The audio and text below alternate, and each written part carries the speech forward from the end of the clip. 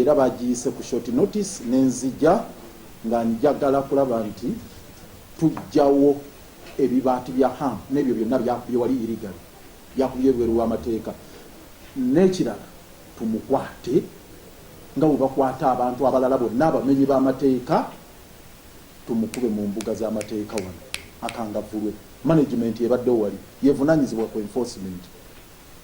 Simple and clear.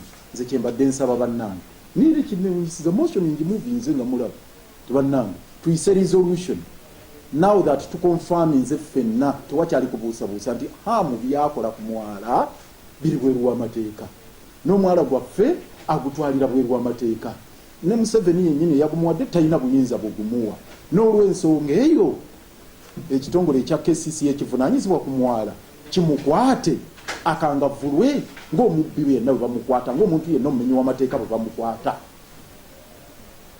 Mubaddewo ne kamera zammwe resolution bagikoze eki bagigaana kati kinze kyekindiretedde vunyi kyokka nti twagala kutaasa mwala sijja kudda mu birala byonna twagala kutaasa mwala. Of course ekirala ekitono nnyo kinumyemu katono naye ka kitono kubanga nze sazaawo mu pingi pongo oyo resolutions zizi speakers yampandiiki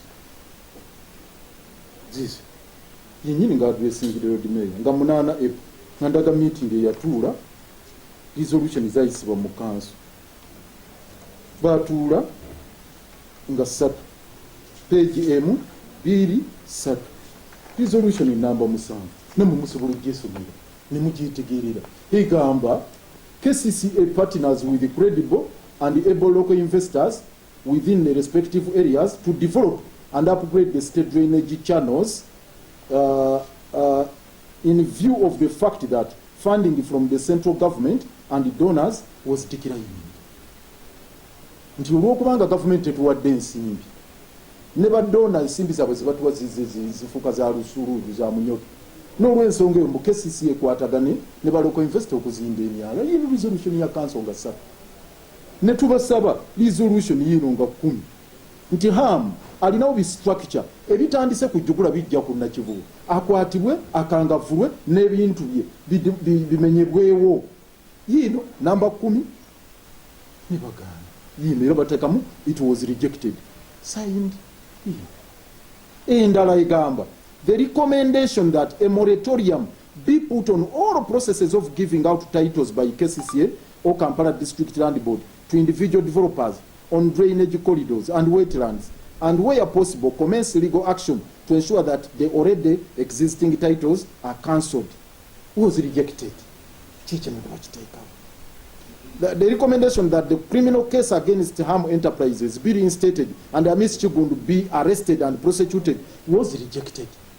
Era nzizemu n'enkibasaba nti bannange bw'abanga Amis Chigundu byakola bimenya banyoteeka azimba ku mwala gwaffe akuba ekibaati lwaki tetumukwata ng'ekitongole tumukume mu mbuga z'amateeka akangavulwe ng'abalala bonna abamenyi b'amateeka kanso weekomye mugirabye mugikomera muzirina awo kanso weekomye mbazira agambye gwe ffe bwosi buyinza bwaffe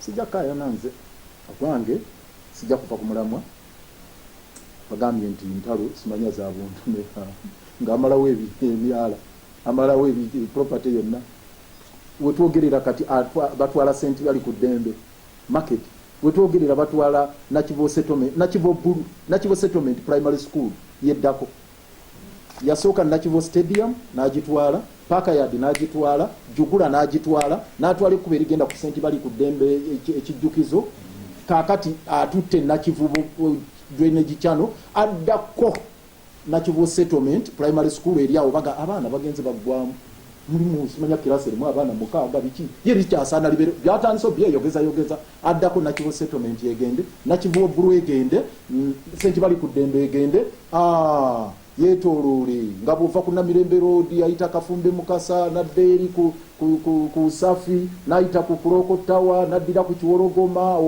n'adda bwati paka ku Aleni road n'agenda paka ewa Kiseka eyo yonna amukolidde ne bagamba nti Lukwago leka omusajja atwale gwe lwaki byebyo naye kyenjagala obagamba nti drainage channel eno eriko kilometers 9 okuva JVN waggulu ewandegeya paka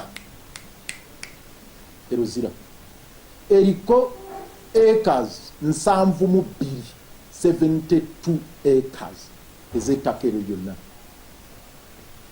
bw'oba tomustopinze agenda kutwala eka 72 ez'omwala gwe Nakivubo. Nawulidde abawuza simanya eka 12 ziri eka 72 ez'omwala ogwo kilomita 9 mu ttaka lya Ham. So kyekyo ekinnakuwaza nti bakansala tebayisizza resolution emustopinga namwaresting. In fact we babuuza bayisizza ki kubigenda maaso wansi ku ground kiki ekiyisiddwa nti tweddiza omwala oba Hamu agende maaso n'enkulakula egenda maaso mawulire nti kanso ya KCCA yatuula wansi negaba omwala gwa Nakivubo kikyamu kya bulimba kibadde kya bwewussa ebbanga lyonna.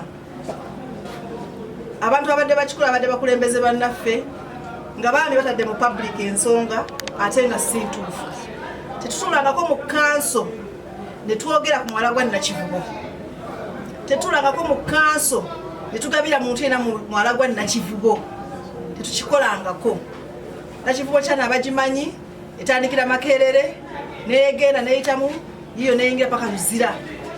Mwala muwanvu nnyo, mwala munene nnyo. Eyo nayo ebadde ensonga esembayo ebadde ya bufuzi. Abantu abamu tubasabye balekeraawo okwonoona amanya g'abannaabwe nga members mbawulidde boogera politics agenda mu maaso. Yes, oyinza okuba olina obuzibu ne Zahara, oyinza okuba olina obuzibu n'ekibiina kyange ekya NUP mubyogere nga bwe mbibagambye, naye toyinza kera kumakya n'ogamba nti aba NUP bagabye omwala oba batunze omwala ng'okimanyi ddala nti kikyamu. Naye munetubuuza Iddi n'alaga nti takirabanga weewaawo agali mutanaba kubisoma bwe batonga bulijjo, naye tetufayo amawulizima gajja kujja bakayiga n'atumakoyo omuntu asembayo. So public erina okukitegeerera, asaba ekitegeere nga KCCA tetugabangako omwala gwa Nakivubo. Ebbaluwa gyetubayokayoka mu mawulire watalina omu yagikoze eki yagituwadde ekyali ya General Museveni nga head of state ng'agamba nti omwala gwakoze eki agugabye.